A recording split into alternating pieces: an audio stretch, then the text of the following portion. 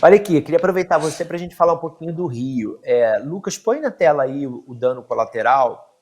A Natália tem um livro muito importante, muito bom, que eu tive o prazer, a honra de ler antes de ser publicado, palpitar antes dela publicar, que é um livro que mostra o grande erro que foi não só a intervenção de 2017 na segurança do Rio de Janeiro, de que a gente falou um pouco semana passada aqui, como essa entrada dos militares no tema da segurança ao longo da história. E a Natália analisa diversos desses momentos, e a gente agora está no meio de uma nova discussão de GLO. Inclusive, na pesquisa da Quest, não sei se você viu, Natália, fazem essa pergunta à população do Rio de Janeiro, se deve haver uma GLO, uma nova GLO, para depois da operação da semana passada. E não vou lembrar agora o percentual, mas é largamente aceito, e a população, a grande maioria da população, concorda que deveria haver uma GLO. Queria te pedir para explicar, né, o que é uma GLO e fazer uma análise do que foram, né, ao longo da história, essas GLOs no Rio de Janeiro, que foram por motivos diferentes e tiveram também resultados bem heterogêneos. Né?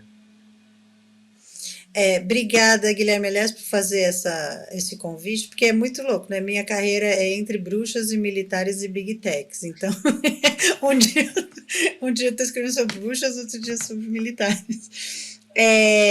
O meu estudo aí da GLOs, primeiro assim, há uma discussão muito grande e o governo Lula resiste a adotar uma GLO no Rio de Janeiro, por uma visão muito simples. Existe um conflito que é com uma organização criminosa, várias, na verdade, organizações criminosas, que deve ser lidado pelas forças que são, segundo a Constituição, responsáveis por isso, são as forças de segurança estaduais e também a Polícia Federal. Colocar o Exército nessa equação é o que se chama GLO, é uma operação de garantia da lei e da ordem que pode ser decretada a pedido do governador e com sanção presidencial para enviar temporariamente, durante um período restrito, forças do Exército para atuarem em segurança pública, para garantir a lei e a ordem. No passado, principalmente entre 2010 e 2018, mais ou menos, um pouquinho antes começou, houve muitas atuações de GLO, foi muito impulsionado pelo governo Lula, Lula 2 e também o da Dilma Rousseff, para tentar ajudar a impulsionar aquela estratégia de UPPs no Rio de Janeiro, que vinha antes das Olimpíadas. Então, o Exército entrava para dar apoio à polícia militar. O que acontecia? Aconteceu 2 ou 3 fenômenos. O primeiro é que assim, havia uma matança enorme, como sempre acontece, e o Exército ficava no meio disso. O Exército, se você tinha um emprego muito prolongado, os militares acabavam se embrenhando em toda aquela promiscuidade complexa do Rio de Janeiro, que é sofrerem, né, serem alvo de pedidos de corrupção, começarem a cometer violações de direitos humanos. Existe um relatório que mostra a quantidade de violações de direitos humanos que ocorreu ali, muito chocante, por militares, que não são servidores, são sempre servidores públicos, né, que geralmente estão diante dessas situações. Aí eles começam a cometer violações de direitos humanos. E a terceira coisa é que os militares, naquela época, começaram a adquirir uma voz social, digamos, ser entrevistado nos jornais, ser considerados grandes especialistas em segurança pública, que não são. Porque militar é treinado para matar. Né?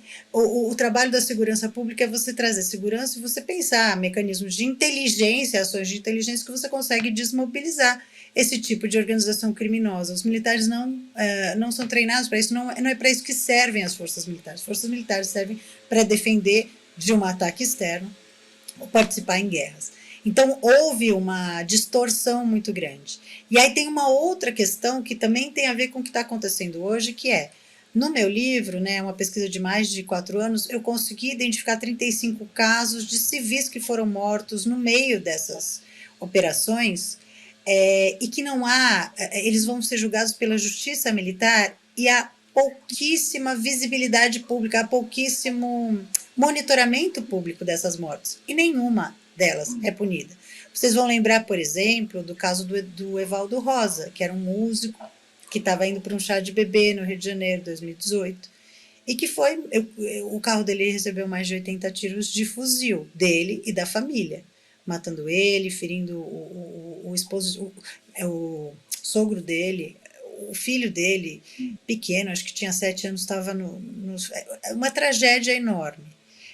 Então, acho que a grande conclusão é que não deu muito certo no passado. É por isso que o governo federal resiste, né? Acho que é preciso testar novas soluções, e não soluções antigas que a gente sabe que não funcionam. E acho que as operações violentas, da maneira como foi essa, também está no campo dessas soluções antigas que a gente já viu que nunca funcionaram, né, Natália? Nunca trouxeram aí uma melhora para a segurança da população e ainda geraram essas mortes. Nesse caso, a mais letal de todas da nossa história, né?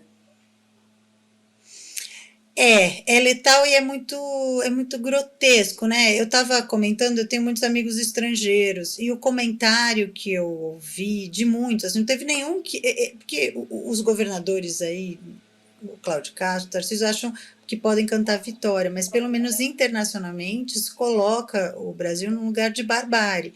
A cena daqueles corpos enfileirados é uma cena que você vê em países que perderam totalmente o controle da situação, países de guerra civil, países onde se cometem violência, sabe, violações de direitos humanos atrozes. Nesse momento tem, acredito, não tenho certeza, não tem nenhum país internacional aí achando que foi boa essa operação, que o Brasil está saindo bem na fita, né?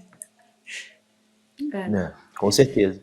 A gente vai ter agora, depois de você, o nosso correspondente de Lisboa, o Paulo Donadora Macedo, que quer exatamente comentar aquela frase do Cláudio Castro, de que em Paris não haveria, alguém com fuzil na mão não ficaria vivo 15 minutos, né? Que enfim, isso acende uma discussão muito interessante em comparação de como cada país lida, né, com a violência. Agora, pra gente terminar... Posso comentar isso rapidinho? É uma falsa... Não, é completamente falso, porque em Paris ninguém usa fuzil para a segurança pública. Os policiais não saem com arma na rua, isso é proibido, não existe arma, assim como na Inglaterra. Você vê, por que a gente sempre vê notícia que as pessoas foram esfaqueadas? Porque não tem circulação de armas no país. No Brasil tem uma circulação enorme de armas fabricada no Brasil e importada também. E através agora desses clubes de tiro. Então, assim, se aparecer uma pessoa com fuzil em Paris, que as pessoas nunca viram um fuzil agora. Aqui em São Paulo, em Carapicuíba, onde eu vivo, eu vejo fuzil toda hora, eu vejo a polícia com fuzil. Então, você tem a circulação dessas armas na população. Então, já é uma comparação completamente estapafúrdia.